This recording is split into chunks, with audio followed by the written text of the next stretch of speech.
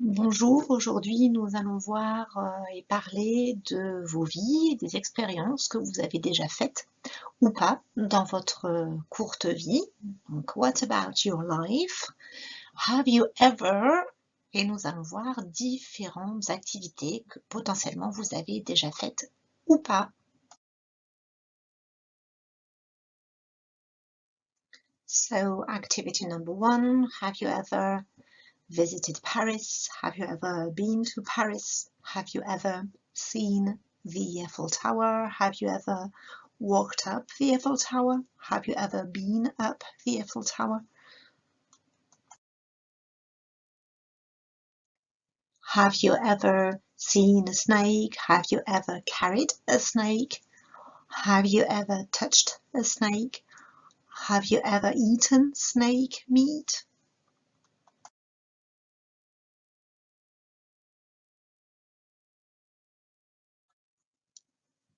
Have you ever flown in a helicopter? Have you ever gone camping? Have you ever gone fishing? Have you ever seen a ghost? Have you ever heard a ghost? Have you ever felt a ghost around you? Have you ever won a race? Or maybe have you ever won a sport competition? Have you ever broken a leg? Have you ever broken an arm? Have you ever broken a hand or a foot? Have you ever ridden a horse?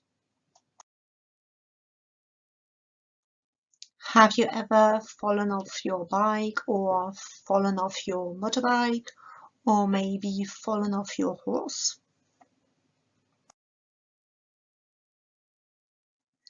Vous avez toutes et tous remarqué que les questions commençaient de la même manière. Have you ever? Qui veut dire est-ce que tu as déjà, hein, as-tu déjà dans ta vie fait telle ou telle chose? Et donc on peut répondre à cette question de deux manières différentes.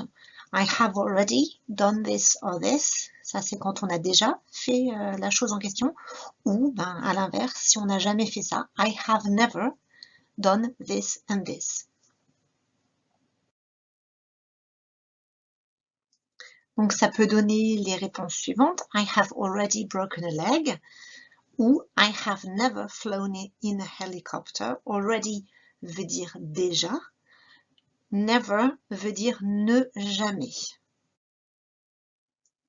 I have already fallen off my bike. I have never visited Paris. J'attire votre attention sur les formes verbales de cette diapositive et celle qui précède. Broken, flown, fallen, visited. À quelle forme est le verbe dans ces phrases? Je vous laisse quelques secondes pour réfléchir. Donc, à quelle forme sont les verbes? Broken, flown, fallen, visited. Donc, c'est le participe passé. Pour trouver le participe passé d'un verbe, donc par exemple, broken, flown et fallen, ce sont des verbes irréguliers. Donc, il faut regarder dans la liste et c'est la troisième colonne de ce que vous apprenez. Par contre, visited, c'est un exemple de verbe régulier. Donc, le verbe visit est régulier et pour former le participe passé, donc il s'agit de rajouter ed à la fin du verbe, visited. Attention aux trois petits mots qui apparaissent dans cette leçon. Donc, le mot ever qui lui apparaît dans la question. Have you ever fallen off your bike? Have you ever climbed up the Eiffel Tower? Donc, ever qui veut dire déjà dans une question. Est-ce que tu as déjà fait ceci? Est-ce que tu es déjà allé à cet endroit? Est-ce qu'il t'est jamais arrivé de faire ceci? Donc, ever, c'est le sens de déjà ou jamais dans une question quand on parle des expériences. Already, apparaît, lui, dans une réponse affirmative.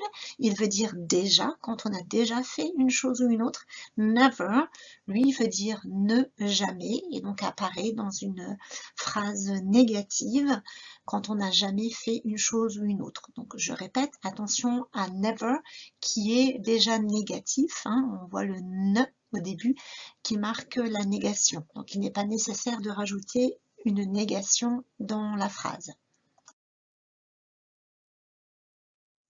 Bien, maintenant à vous de jouer. Vous pouvez repasser la vidéo, le diaporama. Je vous pose une multitude de questions qui commencent par Have you ever? Et vous pouvez donc faire des pauses et vous entraîner à répondre à ces questions.